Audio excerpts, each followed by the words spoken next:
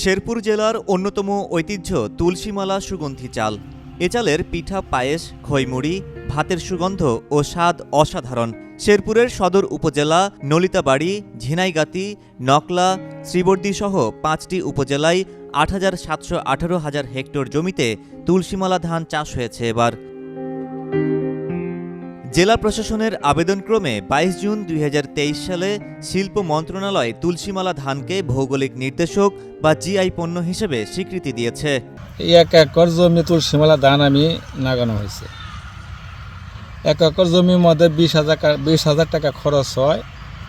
যদি ধান ভালো হয় ২,০০০ টাকা মন বিক্রি করতে পারি, ৫০,০০০ টাকা বিক্রি করতে হয়, করা যায়। ৩০,০০০ টাকা মতো লাভবান থাকে, অল্প খরচে। কিটা এই ধানটা লাভ বেশি, খরচ কম, প্রতি বছরে আমরা আবাদ করি। আমি তুলসীমালা ধান ১ ফুট জমি লাগাইছি।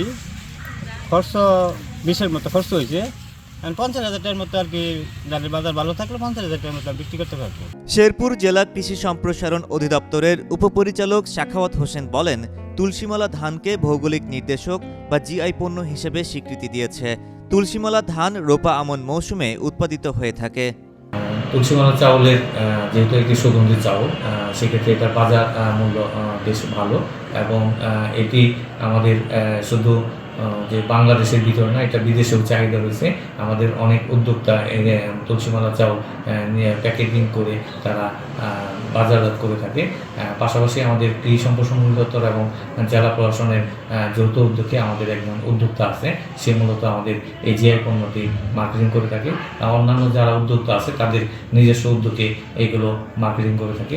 আমাদের কৃষি সম্প্রসারণ অধিদপ্তর পার্টনার প্রকল্পের আওতায় আমরা এটিকে আমাদের দেশের চাহিদা মিটিয়ে বাইরে রপ্তানি করার জন্য কার্যক্রম চলমান আছে। তুলসীমালা চাল চিকন ও সুগন্ধি, যেটি শেরপুর জেলার বিভিন্ন অঞ্চলে চাষ করা হয়। উচ্চ গুণসম্পন্ন তুলসীমালা চাল অ্যান্টিঅক্সিডেন্ট, প্রয়োজনীয় ভিটামিন ও খনিজ সমৃদ্ধ। ঈদ, পূজা পার্বণ, বিয়ে, বৌভাত সহ বিভিন্ন উৎসব অনুষ্ঠানে পোলাও, বিরিয়ানি ও মিষ্টান্ন তৈরিতে এ চালের জুড়ি নেই। শেরপুর থেকে পাঠানো তথ্য ও ভিডিও চিত্রে ডেস্ক রিপোর্ট, সিটিজেন জার্নাল 24।